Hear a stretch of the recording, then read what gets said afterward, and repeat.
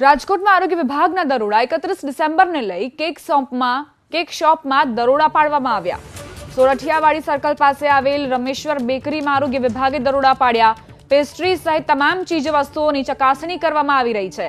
બેકરીમાં આરોગ્ય વિભાગે દરોડા પાડ્યા છે અને એ જ જાણવાનો પ્રયત્ન કર્યો છે કે જે કેક અહીં મૂકવામાં આવી છે તે ખાવા લાયક છે કે નહીં। રમેશ્વર બેકરીમાં આરોગ્ય વિભાગે દરોડા પાડ્યા।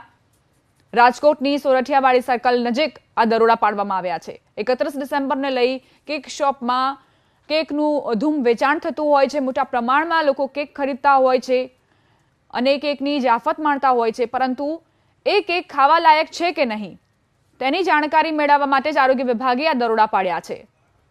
અમારા સંવાદદાતા પરાક્રમ જોડાયેલા છે। પરાક્રમ, 31 ડિસેમ્બરને લઈ કેક શોપમાં આરોગ્ય વિભાગના દરોડા, શું જાણકારી?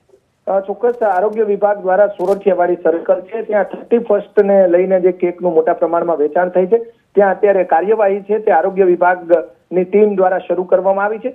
રાજકોટના અલગ અલગ વિસ્તારોમાં આ રીતે રેડ કરી અને નમૂના લેવામાં આવશે। આ કેક ખરેખર ખાવા લાયક છે કે કેમ અને કેટલા દિવસ પડતર છે, વાસી છે કે કેમ તે બાબતે આરોગ્ય વિભાગની ટીમ છે તેમના દ્વારા વધુ તપાસ હાથ ધરવામાં આવી છે। સૌથી વધારે વેચાણ 31 ને લઈને કેકનું સૌથી વધારે વેચાણ અલગ અલગ જે પેસ્ટ્રીની જે દુકાનો છે, કેક શોપ છે ત્યાં મોટા પ્રમાણમાં વેચાણ થતું હોય છે। અગાઉથી કેટલો સ્ટોક રાખવામાં આવ્યો છે અને આ સ્ટોક ખરેખર ખાવા લાયક છે કે કેમ, અલગ અલગ જે ઠંડા પીણાની બોટલો છે અને સાથે સાથે કેકની જે અલગ અલગ જે વેરાયટી છે તેની તપાસ આરોગ્ય વિભાગની ટીમ દ્વારા કરવામાં આવી છે। શહેરના અલગ અલગ વિસ્તારોની અંદર મોટા પ્રમાણમાં 31 ને લઈને કેકનું વેચાણ થશે ત્યારે આ કાર્યવાહી છે આરોગ્ય વિભાગ દ્વારા કરવામાં આવી છે। જી આભાર પરાક્રમ જાણકારી માટે।